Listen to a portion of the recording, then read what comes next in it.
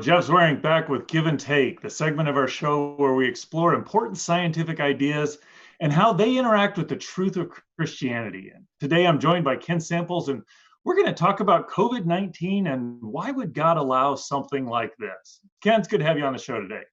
Good to be with you, Jeff. Thanks. So, anytime we have something where, like COVID-19, there's this virus out there, people are dying from it, there's a lot of economic hardship going along with this.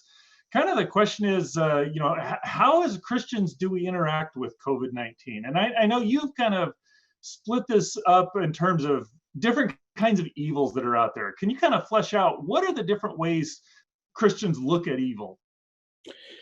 Yeah, philosophically, Jeff, evil is kind of divided into two categories.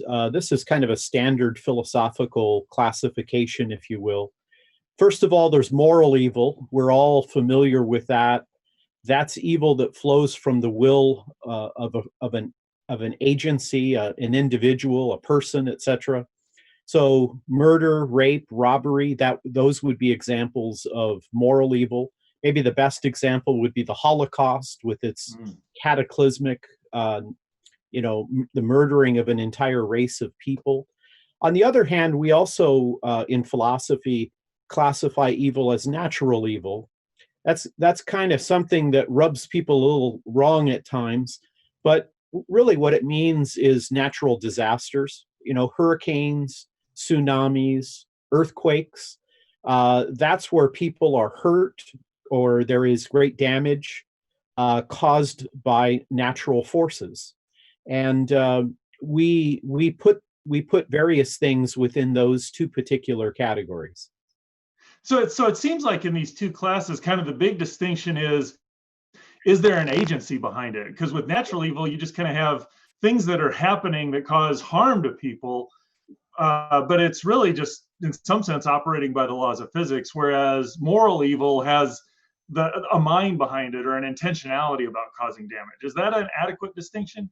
I think that is fair. Now, of course, people would say when it comes to natural evil, if God is the creator of the world, and if nature is created to operate in a particular way, why would God necessarily build a world that could potentially be dangerous? But I think your distinction is right. The most important element is in moral evil, there is a will being imposed. With natural evil, hurricanes and earthquakes and tsunamis are not people. They relate to the nature of physics and the way the natural world kind of unfolds, if you will. So how would you put COVID-19 in this? Is this a natural evil? Is this a moral evil? Kind of flesh out how you look at COVID-19 in terms of God, if you will. Yeah, very good. I look at viruses, talking with people like A.J. Roberts and others who specialize in the field. Only a small percentage, a fraction of viruses are actually dangerous. Viruses are necessary both for plant life, for human life. So most viruses are harmless, but there are some that are obviously, we've seen it. The SARS viruses, they're dangerous and they kill people and they cause economic harm because people can't go out and work.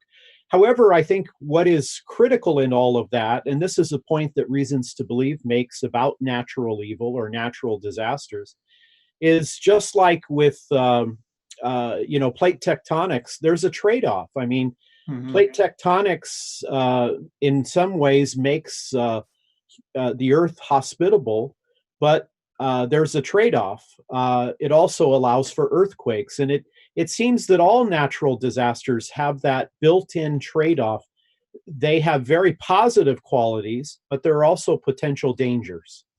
Yeah, that's an interesting point that you bring up. I know you mentioned the plate tectonics, and that's, you talk to most scientists and they realize that that's actually kind of the global thermostat. That's what keeps, in spite of all these dramatic changes happening on Earth, it kind of keeps the Earth within the right temperature range, but it has this tremendous capacity for destruction. And I remember talking with AJ once, or at least reading some of her articles, and she points out that if you don't have viruses, bacteria just overrun the world. You don't get these higher life forms, human and animal life forms. So it's interesting because there's these things that we put in the natural evil category, they actually seem required for our existence to work well. So why would God do these sorts of things? Well, I think what's interesting in this context is that obviously viruses, plate tectonics, all of these natural things, they allow human life to flourish, and yet they retain these potential dangers. But in retaining those dangers, it also means that human beings have to develop judgment and character. I mean, maybe we shouldn't build all our homes right on the coast where there's an ocean. Maybe we should recognize that viruses have to be handled. And this, of course, then opens the question, does moral evil impact natural evil? And I certainly think it does. I mean, you can be irresponsible in the handling of a virus. Maybe, these meat markets, that is a potential danger. Or you could have people, who would be negligent in a lab where they could potentially hurt people. So it seems, Jeff, that natural evil is never alone. It's always exacerbated by moral evil. Yeah, you got two interesting points there, and I think you're right. It seems like a lot of the damage that comes from the natural evil is often related to our choices of how we've chosen to prepare or not prepare for them. But your comment specifically about how in the face of natural evil, we actually have this capacity to develop judgment. It almost seems like God is using that to develop our character, that lacking consequences to our choices or the living in a more dangerous environment, we're not going to develop in the way he would desire for us. Is that a proper way to look at it? I think that's a powerful point. I mean, if life were just Disneyland all the time, where it's just fun, it's just amusement, there's no potential dangers that could happen, I think clearly God is more interested in the growth of our character than he is in, how happy or amused we are. And therefore, living in a world that has trade-offs means that we have to develop character. We have to grow in our understanding.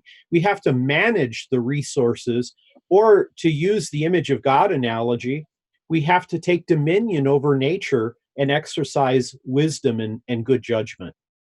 We tend to look at things like this coronavirus. We look at earthquakes, volcanoes, these things that cause damage as a sign that how could there be a good God out there? But I think Ken made a very powerful point that God is using these things to actually grow us and develop his character. I would encourage you to go check out his blog article. It's called Coronavirus and the Problem of Evil. We'll give you great resources and good understanding of how we can use these difficult and challenging times to point other people to the creator of this universe and how they can know him in a personal way.